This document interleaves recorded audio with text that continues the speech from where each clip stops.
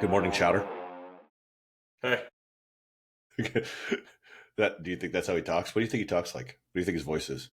yeah, something like that.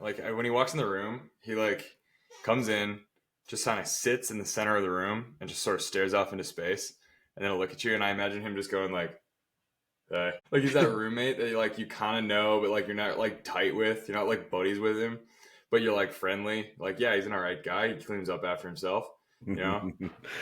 Like What's yeah, up he with that shits in guy? the house, but he's like pretty clean. So like you know, His voice is hey, that low. I what's feel up? like he's. I Yeah. feel like he's more of like a, "Hey, what you guys doing over there?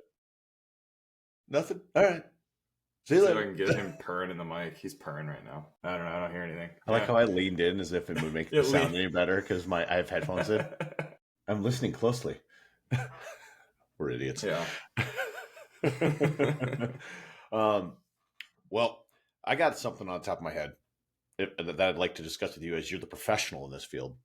Um, so people come in, and we have a lot of people that are active or they work out, right, and they hmm either do it transiently. So they're a lot of the guys we have play either have a sport that they play in the summer, or their job is so demanding in the summer that they don't really train in the summer, and then once it hits winter, they'll train. So a lot of them are blue collar workers, that kind of thing, right? They'll come in, and I've had this question 5 times this week. They go, "Well, what do you do when you train?" And I lean heavily into higher set, lower rep, higher intensity weight training, like a heavier load on those sets, and then split the back end with accessories depending upon what I need and what I'm going for, right? Um, when I was younger, I did a lot of the inverse. I did lots of high volume sets, in the sense that it was like 2 or 3 sets, or I would do a pyramid set where it'd be like 20, 15, 10, and I would descend or ascend weight. And as I've gotten older, I've changed it. Now, my feeling on it is that I think the more intensity you can bring, relatively, you're going to build more dense muscle. And I think that over time is something that's more beneficial, and that's for me. But I want to hear your opinion on what you think is more beneficial, and then I want to give you why I think that the higher volume set, where it's like more reps in that set, is not as beneficial. But I have my opinion on it. I don't know if you agree with me. I don't think it is, purely out of the sense of the physics of it. So give me your opinion on it. Well, it kind of depends on the person and what they care about. Because if you lean like really heavily on like only lifting heavier, you're in the like 3 to 5 rep range all the time, or even less, and like your every workout is centered around like working up to like a heavy double or whatever, you're going to have a lot of neurological stimulus, which is really important for health and for athletic performance. Let's take athletic performance. Let's just put it aside for a Yeah, second I'm because I'm I think, purely talking about, if you were to be a person and you wanted to get as much, like, if you wanted to have the best bang for your buck training, because that's what most of these talks come around.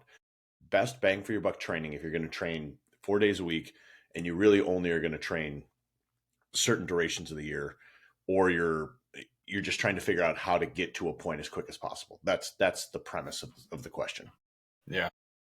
So, for a regular person, you need to have your nervous system and the way that it can communicate with all the motor units in your body developed. You need that. That's important, right? It's one of the ways where you can prevent things like firing rate is important for preventing things like falls, right? It's wintertime, it's Minnesota, I slip on ice and I have the firing rate capacity to catch myself before I fall, and that intensity, that relative like contractile speed isn't going to injure me, right? I'm not going to blow my quad because I slipped. Um, with that being said, I also think that it's really important not to leave the metabolic benefit on the table. A lot of people they kind of want to hang their hat on how strong they are, how much they can lift, which is great, and it does matter. But metabolic health is just as important, and one could argue that it's even more important. Um, I actually would kind of take the position that when you look at the context of like anti-aging, like what keeps you young, I painted this picture with somebody the other day. I was like, let's take two 50-year-old men, right? 50-year-old man A, he weighs 250 pounds. He's heavily muscled. He can squat. Let's just take let's go high end. He can squat 500, 550. He can bench 400. Um, he is objectively very, very strong. However, when you watch him move around, he has a bit of a lumbering gait, right? He hasn't ran or sprint or jumped since 2006. Then we have 50-year-old man B. 50-year-old man B is a slender 175 pounds. He's lean. He has a muscular build, right? He's got the Ryan Gosling muscular build, right? He's the Hollywood muscular, right? Yes. But he plays hoops 3 days a week. He can still touch rim, and it doesn't take him a very long time to warm up. And he can run a mile in 7 minutes, 8 minutes, whatever. I don't know, 50, whatever is good for a 50-year-old.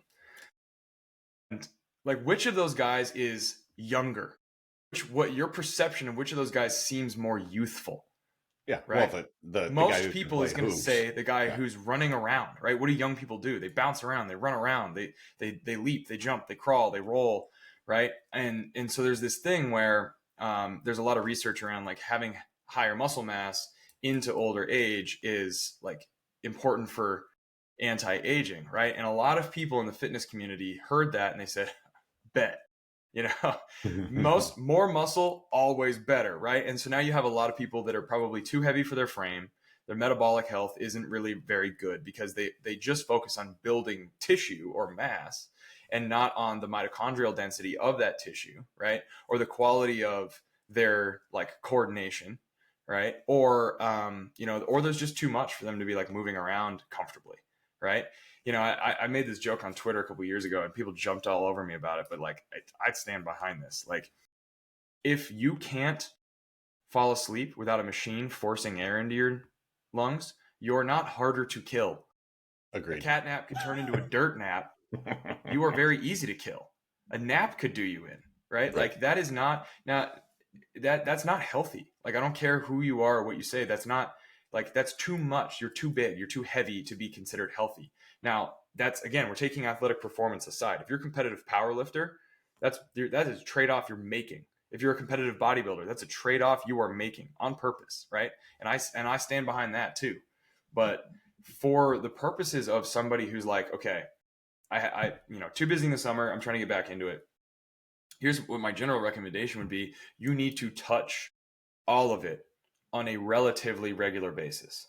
So whichever end of this spectrum you like, whichever one you prefer, you can lean on that more often. But if let's say you're you, Alex, and you're somebody who I like to lift heavier. I want to lift in the 2 to 5 rep range all the time. I'm going to do 8 sets of 3, right? Here's what you need to do. Once every other week, you need to have a workout that has higher volume sets where you're achieving you're getting past your lactate threshold and your muscles burn, and you are doing something that involves enduring through a longer set of strain, right? And here's the cool part about hypertrophy.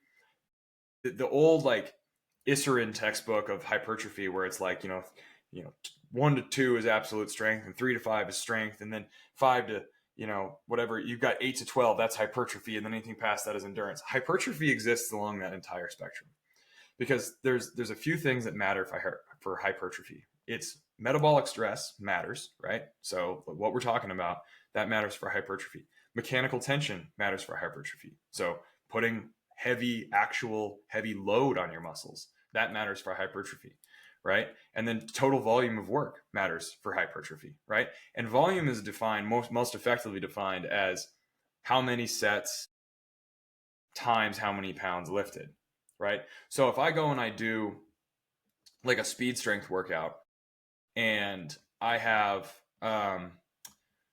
say 8 sets of 3 with 55% of my max, and then I do 8 sets of 3 in a strength workout with 85% of my max, the latter, the 85%, that's more volume, even though it's the same number of reps. That's more volume by definition because I lifted more tonnage, more poundage.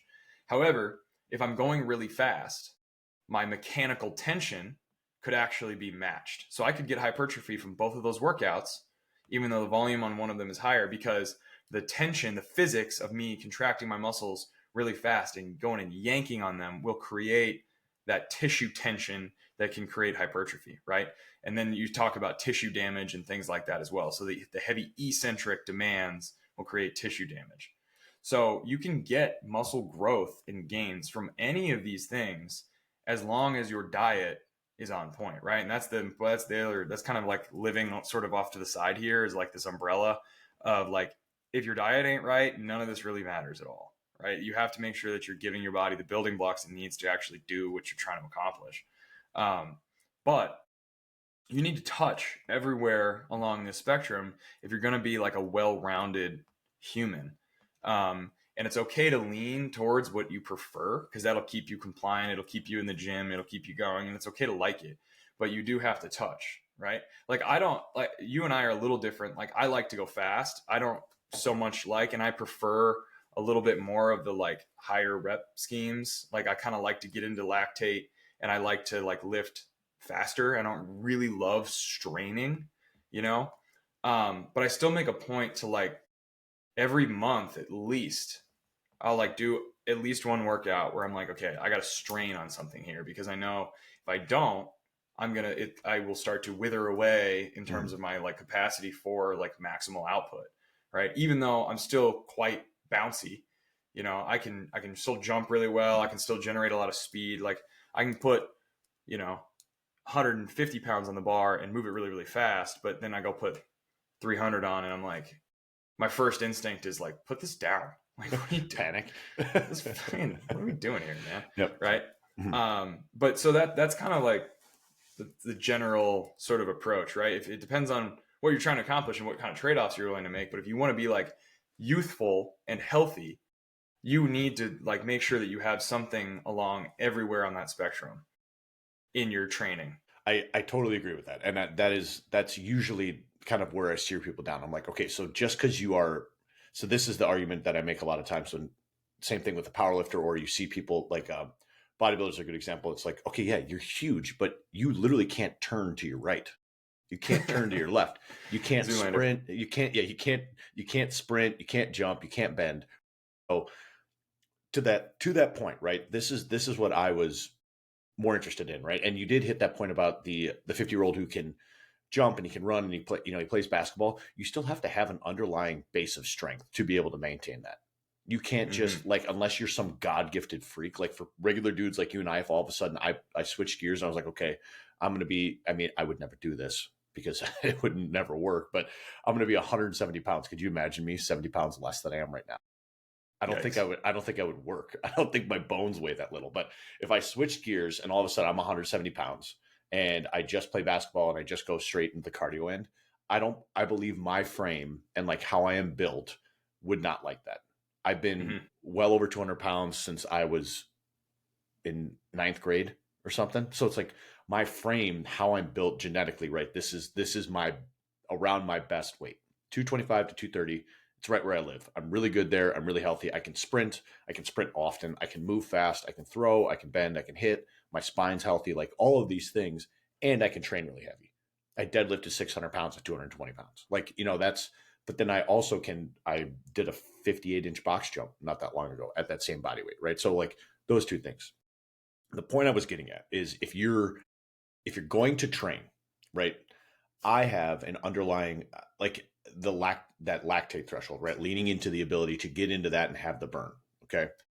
If I'm going to do a set of 12, I make the argument a lot of times that the first 8 reps of that set where you're not really putting much effort in are not as beneficial. So if you were to do 2 sets of 12, right, versus 8 sets of 3, now this would be mainly on large, like compound movements, right?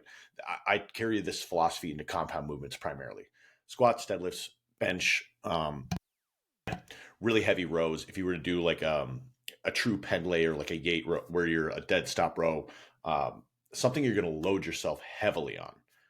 I believe that straining or like pushing hard, or if you're in a speed phase, because we run a lot of speed as well, doing it to where you can only really maintain it for that rep range.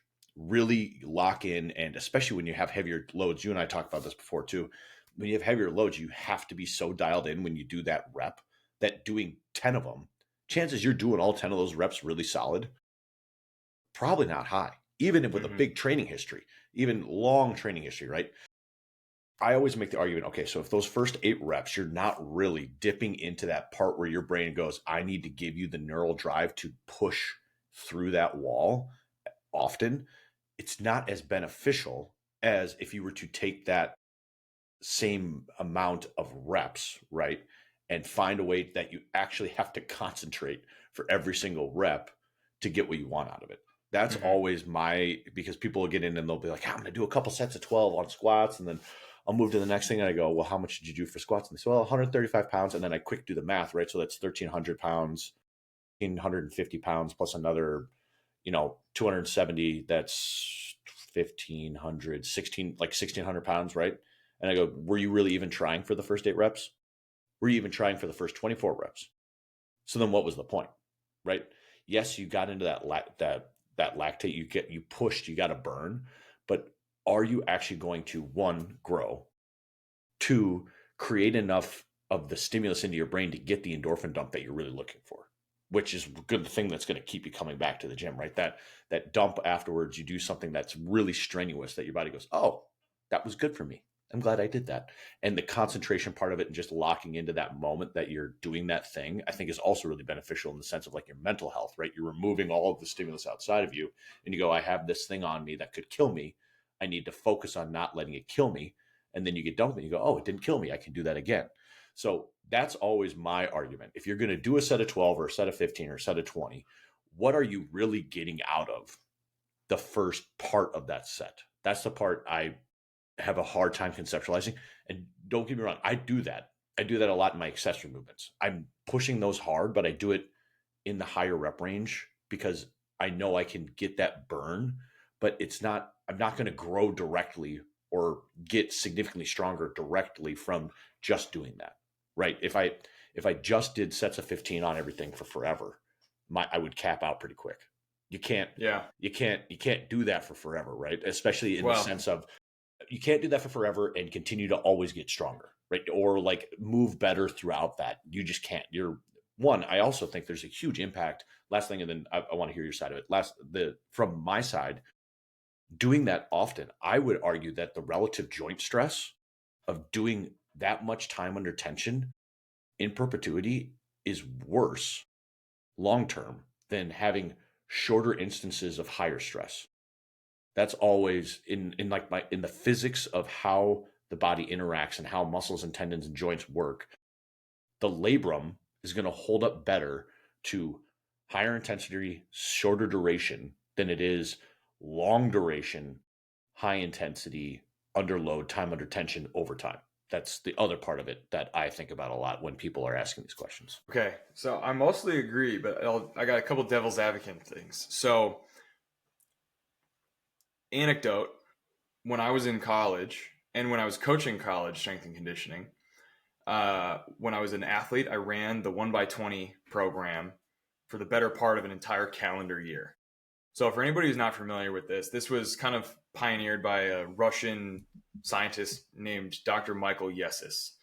And his logic was, this is centered around linear periodization, which means like you're just going to do the same workout over and over again. You're going to do one challenging set. And then next time you're going to add one repetition and then another repetition and another repetition. And then after a couple of sessions of that, then you go up and wait. And then you go back and you do it again, right? It's sort of the inverse of like a 5-3-1, right? So if I go and I do, a workout in the 1x20 is essentially like all accessories, right? I will squat, like I do a barbell back squat, but I do one set of that.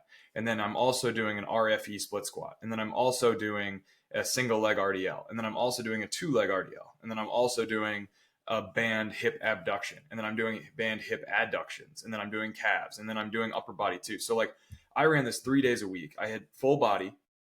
It was probably 25 exercises, right? But again, you're only doing one set of each of these exercises. So day one is you do 20 reps of all these things, right? Day two, I'm doing 21 reps with the same weight. Day three, I'm doing 22 reps with the same weight. And once I get to 22 or 23 reps with that weight, then I add 5 pounds or the minimum, whatever the minimum is, right? So like if I was using a dumbbell, a lot of times I'd take it to 24 or 25 or 26 reps because like you're going up whatever you're doing dumbbells, you're going up 5 pounds per hand. So 10 total pounds. It's a little hard to make those jumps.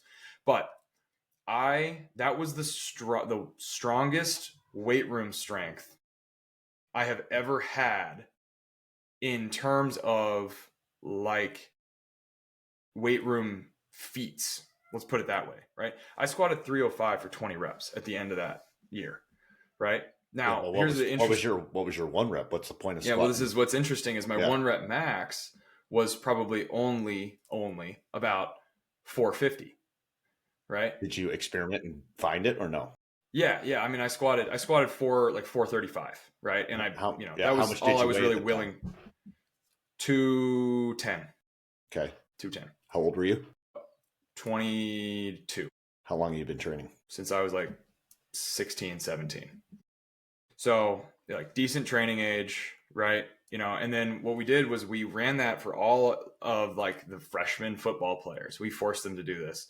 And like we saw some like really ridiculous body weight and strength gains, right? Like, and so what I think is like, so to your point about like the first 15 reps of that set, those are not developmental reps, right? I don't disagree with that. And this is actually how I explain this to kids that I train now is like your last 3 to 5 reps of every set are the developmental reps, because that is where we're getting over the threshold of the reps in reserve or relative intensity now that is going to create change, right? So like every set that you're doing, really like every rep scheme that you see, every percentage assignment, what you're really saying is I'm doing within a certain proximity of failure. However you define failure for whatever physical attribute you're trying to train, right? So even for speed work, even for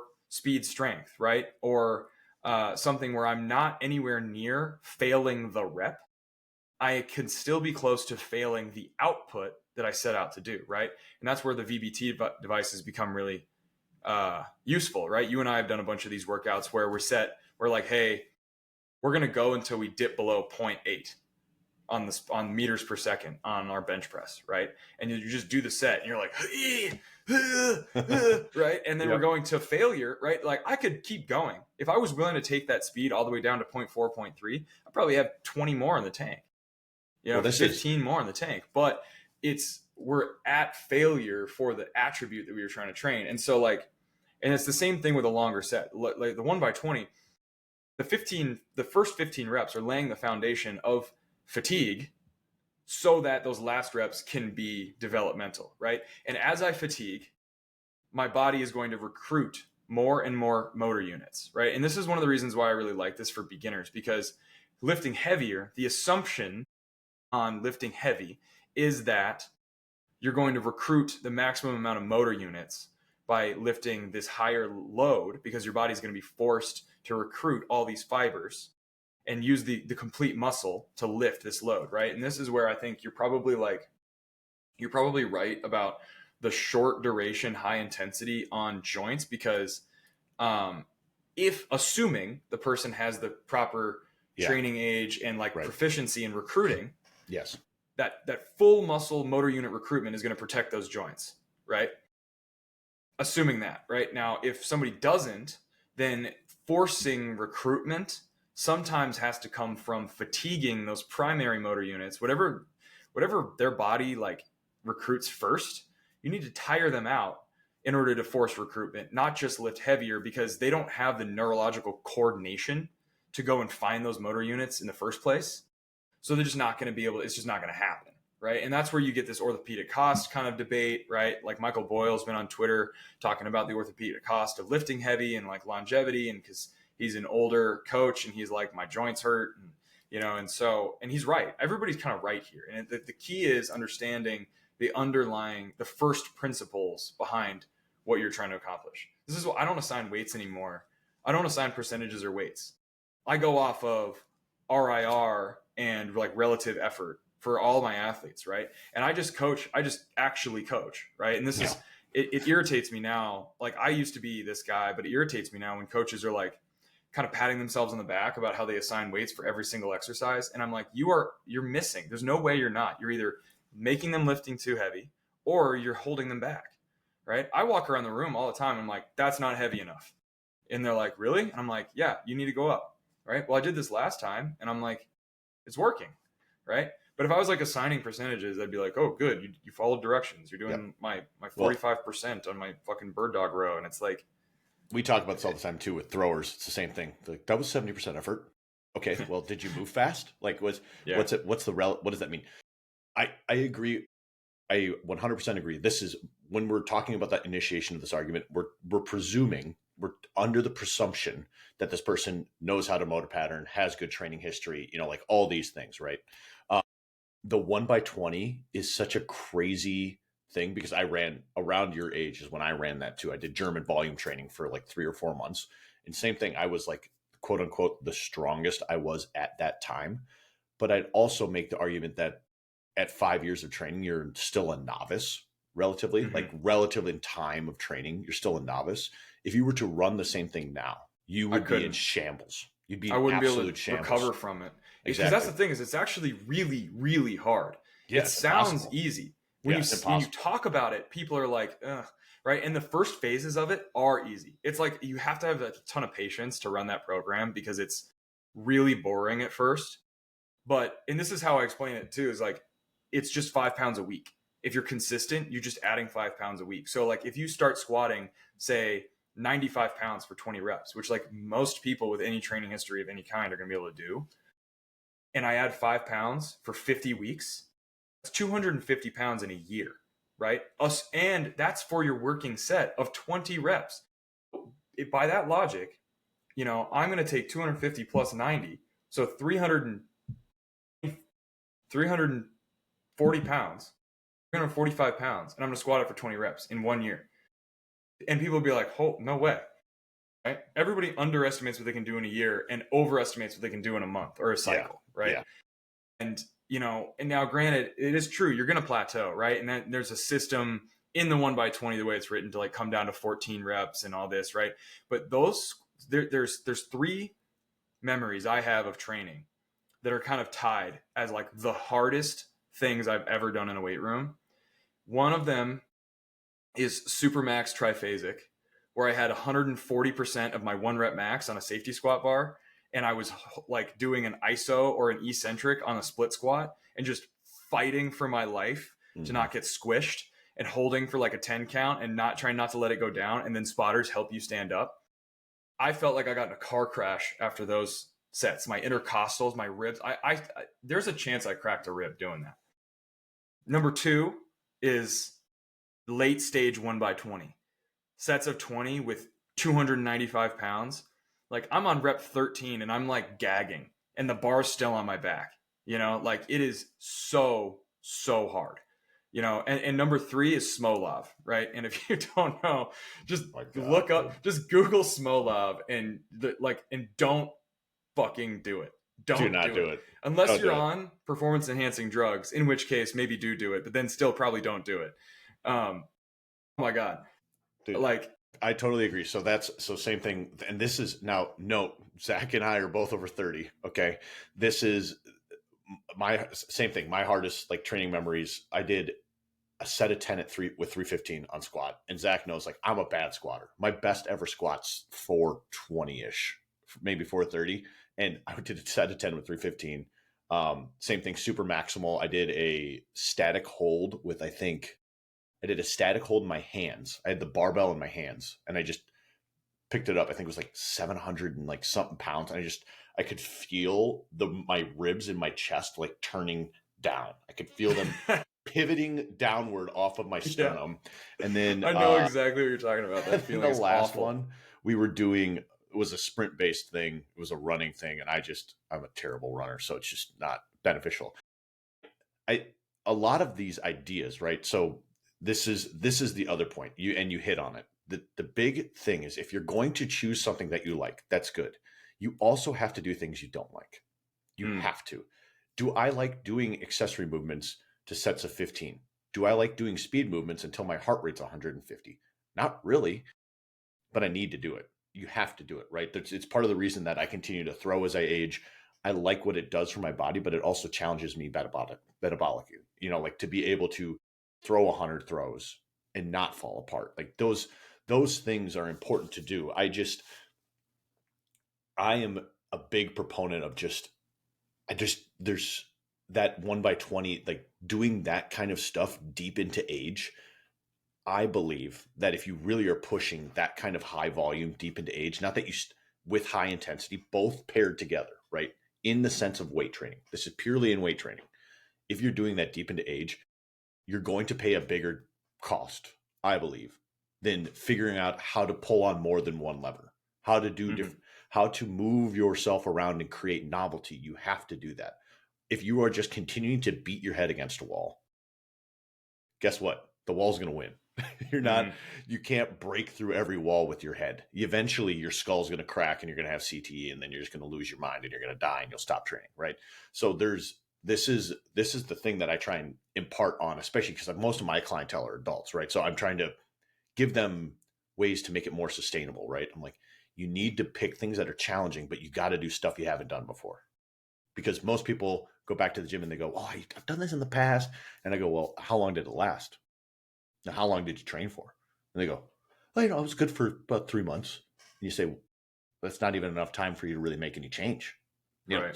Three months is a blip on the timeline of training. You need to be able to stay in that gym for 6, 8 months at a time minimum, much less over a decade, right?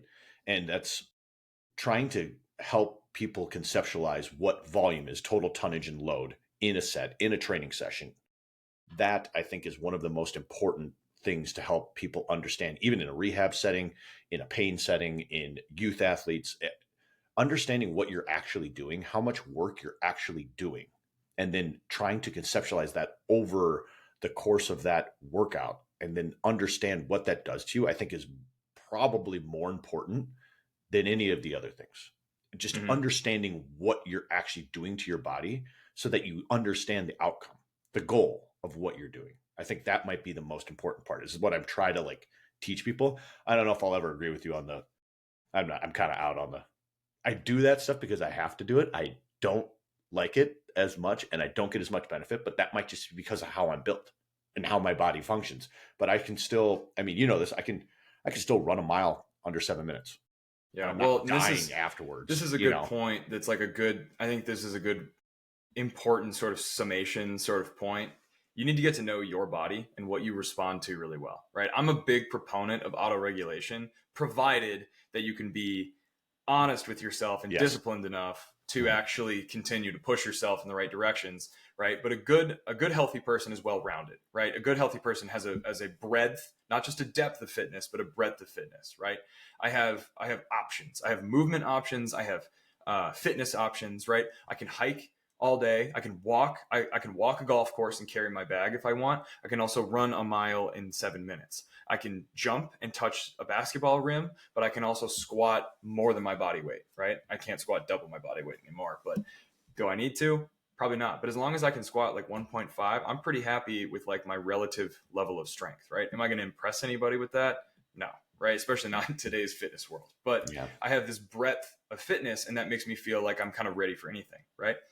My workouts kind of reflect that. And I think most adults should probably kind of train this way, right? People will want to like follow a program because they don't want to like they get decision fatigue. And I understand that. And I actually feel that sometimes too. But Yeah. auto regulation is powerful, right? And so again, you come back to first principles and you're like, okay, today's my lower body focused day. I'm planning on squatting. Okay, right? I think that for many people, that's enough to go into the gym on, right? And then Yeah. you get started warming up and you're like, what, how do I feel today?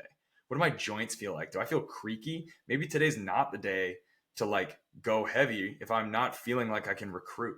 I need to go and force recruitment from fatigue. I'm going to go and grease the groove, right? Shit, some days, like I'm an entrepreneur, I own a business, I'm busy. Like some days I just need to touch it, right?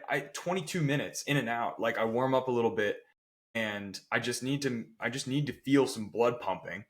And it's like, okay, I sort of like checked the box. I moved in a direction, right?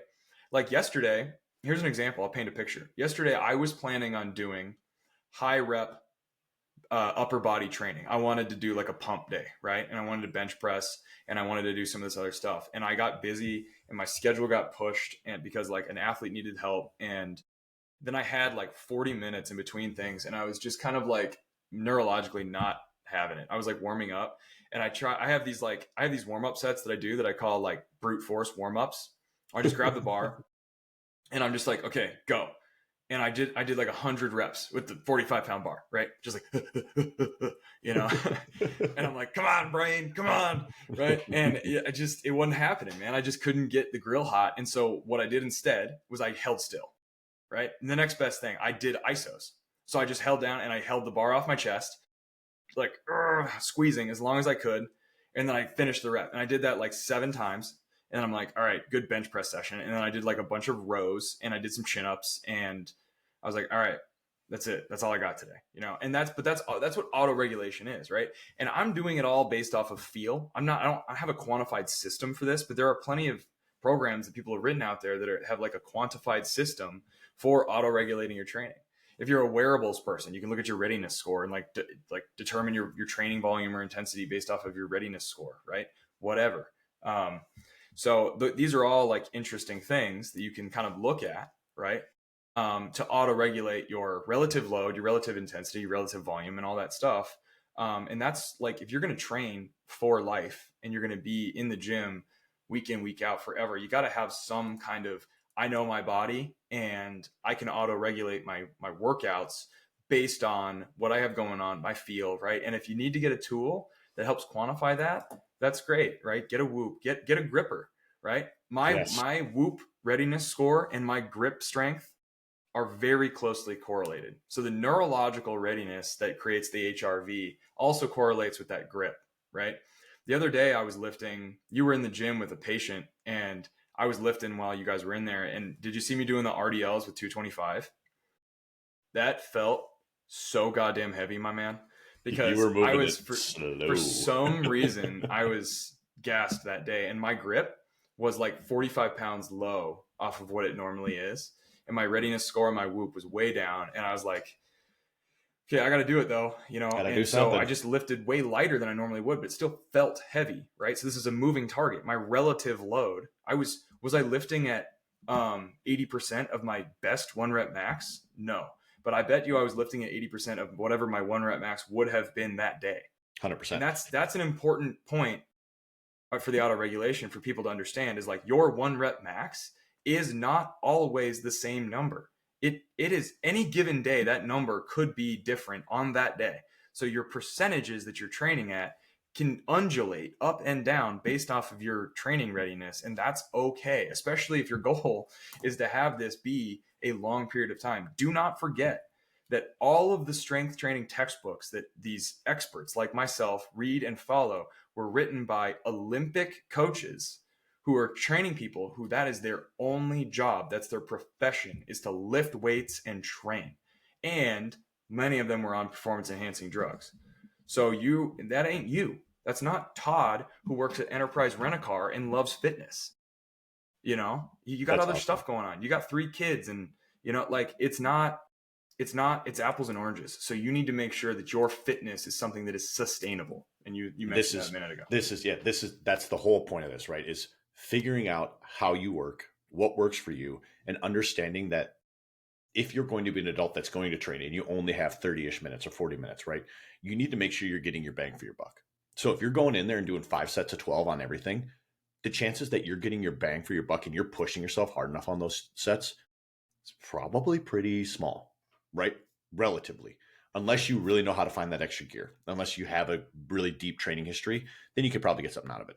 But if you're listening to this and you're someone going into the gym, just try this out for me. Just give it a shot.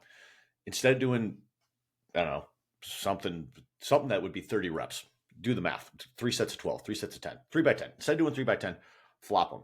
Do a 10 by 3, put yourself on a clock, minute and a half rest between them, minute rest. If you can do it in a minute, if you're conditioned enough, and rip that and tell me you don't feel better after that. Tell me you don't, because you're clipping along.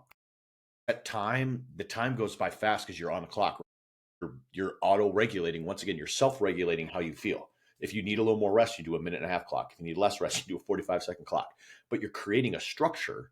And then inside of that, you go, what can I do for all 30 of those reps on that timer where every rep's going to look the same?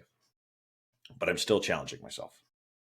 That is something different. That's another part of novelty, right? So we're still tapping into, because we're shortening. Either way, that's a whole nother. This is just, you need to figure out, you need to be able to play around. You need to give yourself some freedom to try things versus just saying, oh, this is what I see, or this is what's out there. There's no right or wrong way to do it specifically in the sense of what needs to be done. Like Zach said, if you feel like dog crap, you're not going to go in and hit your heavy squat max. It ain't going to happen. Pick something else. Do something else that you actually want to do. Like pick 2 things and do them as hard as you can and then leave. Get the hell out, because that is sustainable. It's just like going to work. So you stay up late with your kids and you wake up the next day and you go, dude, I just ain't got it today. Hammer out the emails. Rip the emails, because that takes 0 brain power, right? You can just answer emails, boop, boop, boop, boop, send the clicks, and you're still being productive. Versus, you know what I'm saying, getting on the clicky clacky, but you're still being productive, and it's the same thing when it comes to training. So just don't get caught in the quagmire of saying that I only can do this or these reps matter, because half the reps sometimes don't matter. What matters is that you're doing something, like you said. That's a very good point. You brought up some good things. I might need to do a little more volume in my training, maybe. Right. I don't know. Everybody is probably neglecting something that they probably should be doing, because you find something you like, and that's what you do mostly, right? Yeah. And that's life. That's human nature. What are you going to do? I mean, sometimes you get tired. Sometimes you only got so much time, and you're like, I just am too tired to do that today. So 100%, man.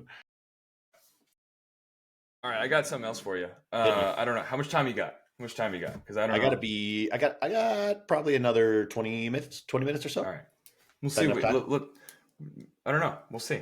All right. Maybe we'll have to come back to this on another episode. But hit me. I got so first of all, shout out to friend of the pod, Casey Bannon, and nice. The Golfer's Journal podcast and his series Mind Game, one of my favorites. I drove down to Kansas City for a softball tournament over the last weekend, and I listened to his interview with Dr. Judson Brewer for the Mind Game podcast. And Dr. Judson Brewer is a professor at Brown, the Ivy League college, and he's written some books, and the most recent book he wrote was called Unwinding Anxiety. And he's the head of, I didn't write this part down. I think it was the Mindfulness Center, the Brown Mindfulness Center, where they're doing studies on mindfulness practice, psychology. He's a psychologist, right? And this is one of my favorite interviews I've listened to that Casey has done. If you haven't checked it out, go check out the Golfer's Journal. If you like golf, the Golfer's Journal has tons of content, but the Mind Game series specifically really applies to all people, even if you're not into golf. Casey has interviewed some really awesome people, high performers of just about every discipline. He had Jason Kelsey on.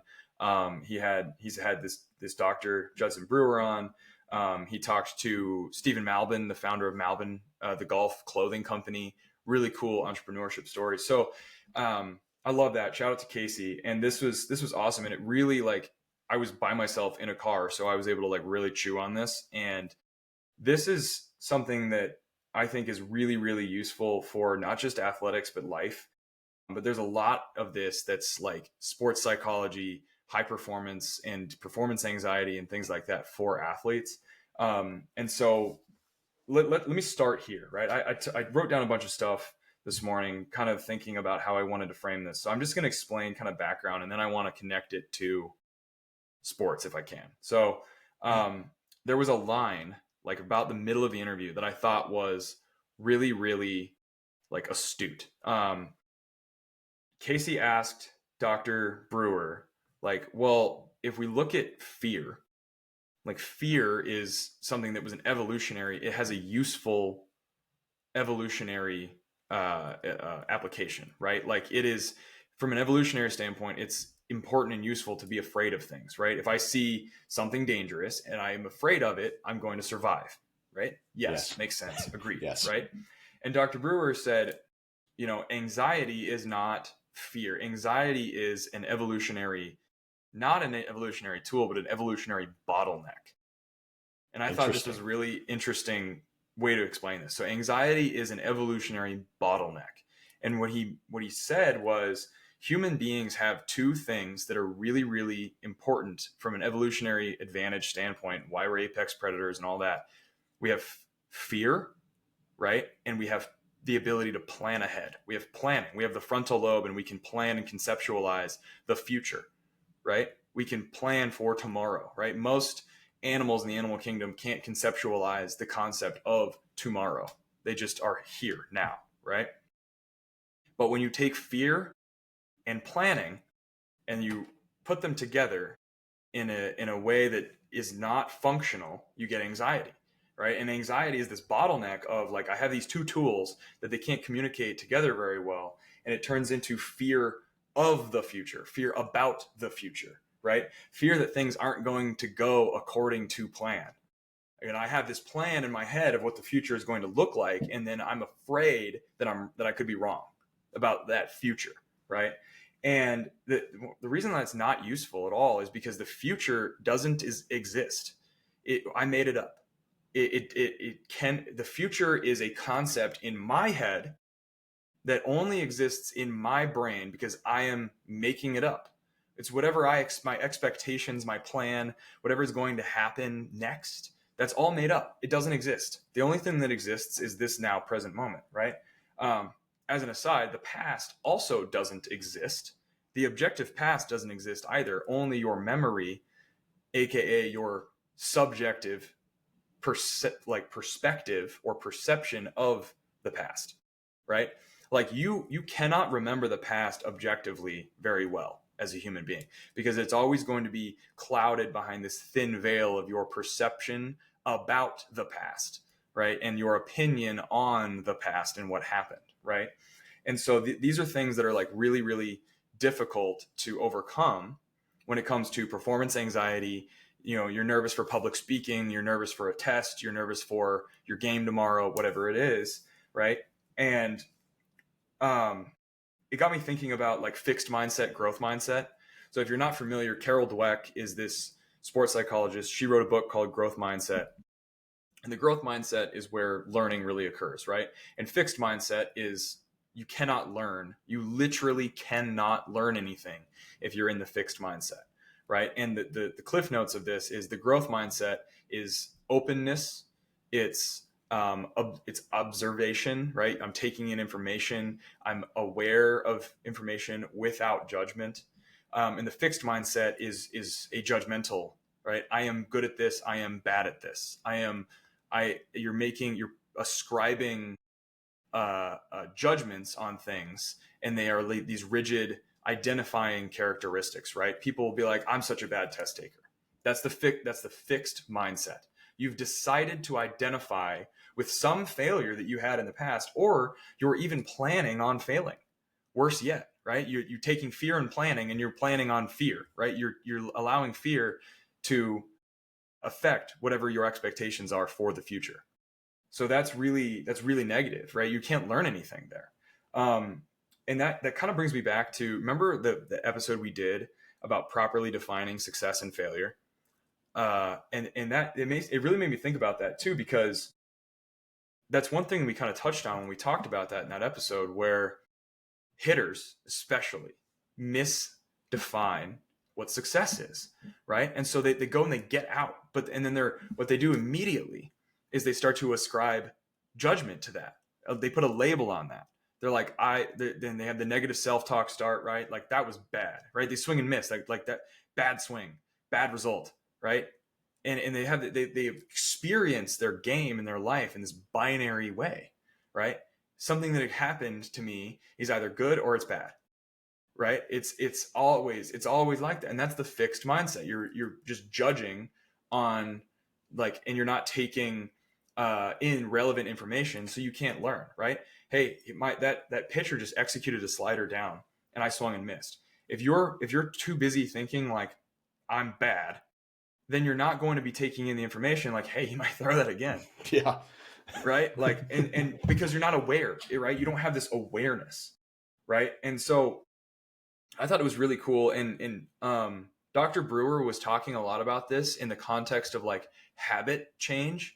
He does a lot of work with people who are trying to like quit smoking or like change their, like, maybe they have a binge eating disorder or something like that.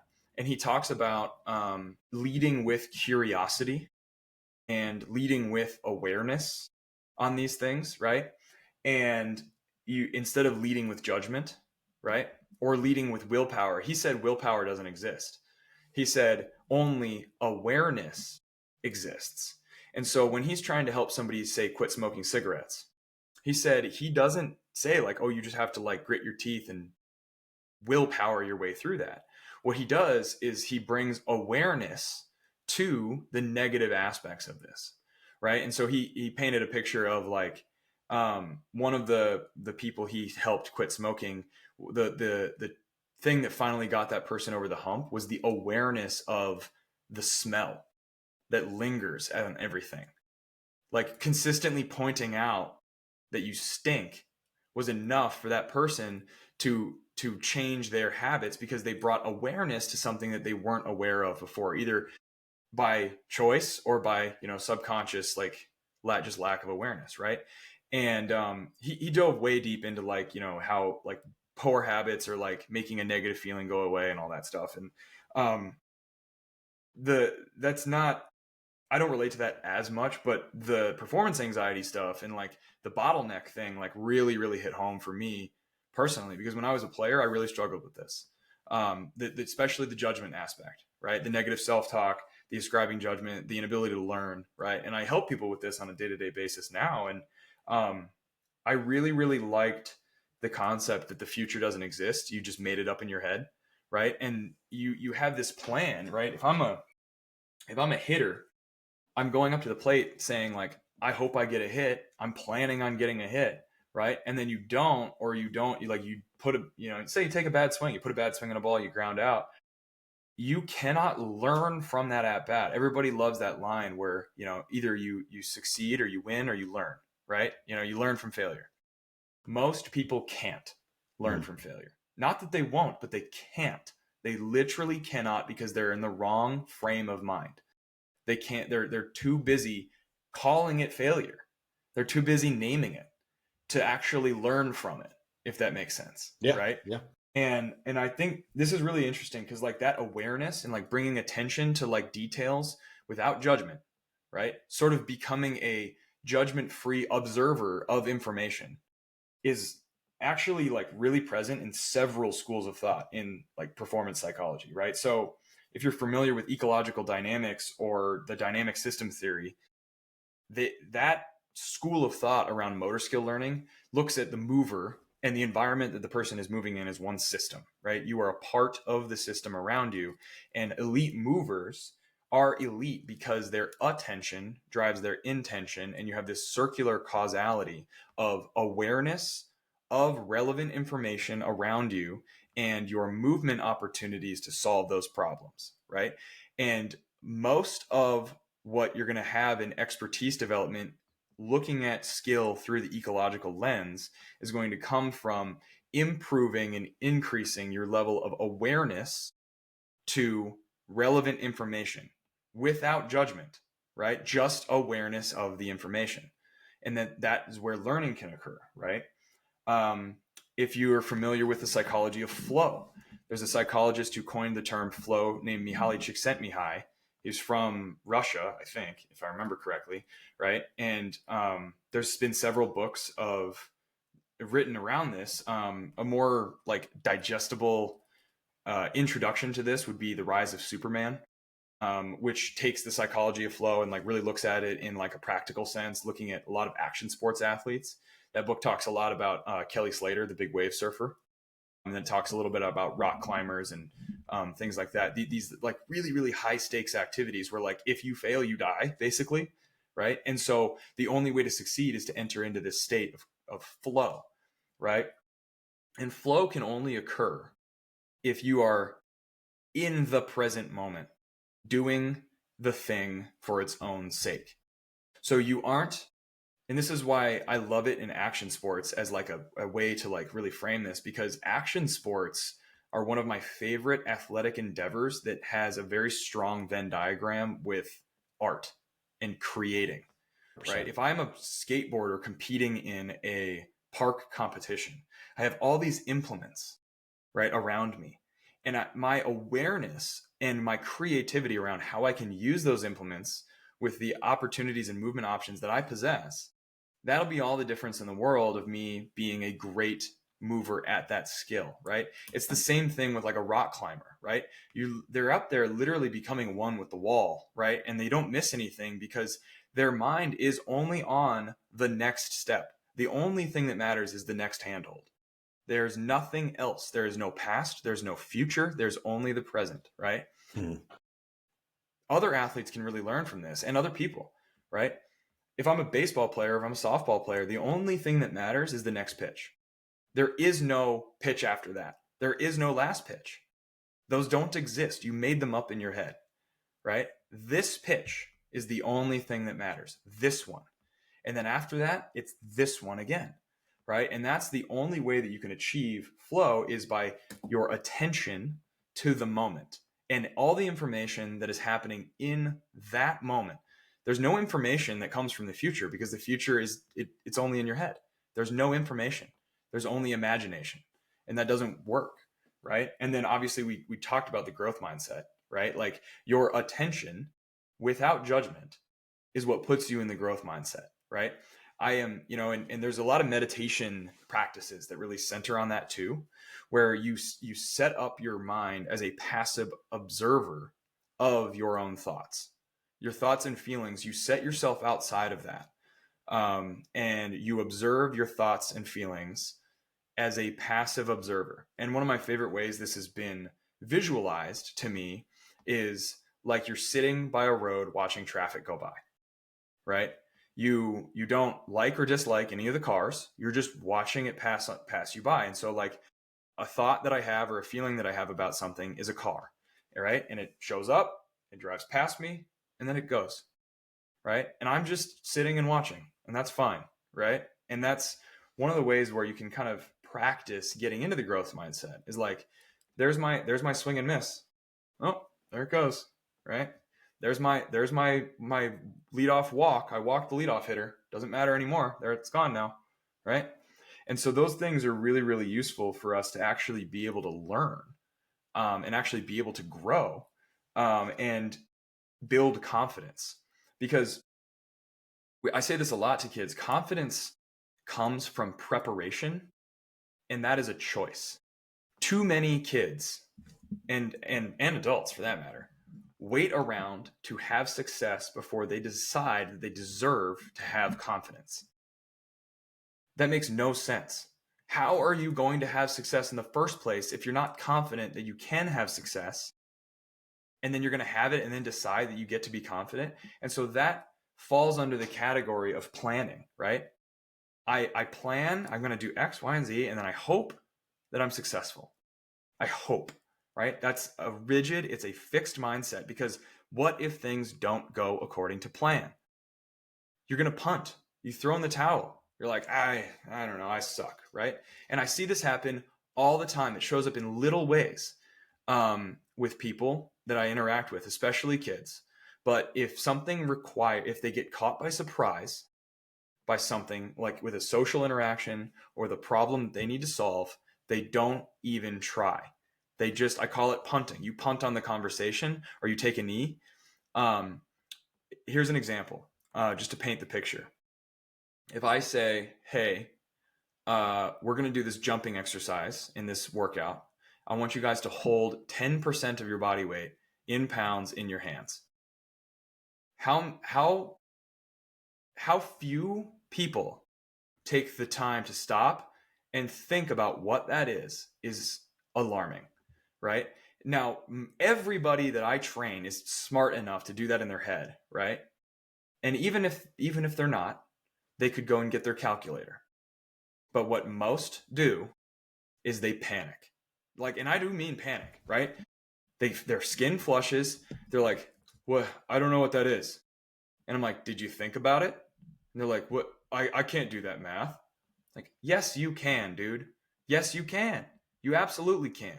You have decided. You weren't planning on me asking you that question, though. That wasn't part of the plan. And so you just completely punted on this. You're like, nope, plan's out the window. you know, tear it up, throw it away. I don't know. Like, I can't do math. You want me to count to 10? Get out of here. Right? Like, so that's, and so people walk around in this mindset all day, every day, right? And part of it is because their attention is not on like the moment that they're in. Their attention is just directed towards like some future, some past. They're never here and now, right? A person who's here and now can go, oh, 10%. Okay. Well, what's 1/10 of my body weight? I weigh 160, so I guess it's 16. Okay. Right? Like 10 seconds of thought. Everybody's capable of that. But they don't because it scares them, right? And that is the inverse of preparation, being prepared. If I'm prepared, I feel like I'm ready for anything. I'm adjustable, I'm fluid, I'm flexible, I'm effective, right? I'm first principles thinking. Like, what is it that I'm trying to accomplish? And I can accomplish that end thing in a number of ways. It doesn't matter. I got all kinds of tools in my toolbox, right?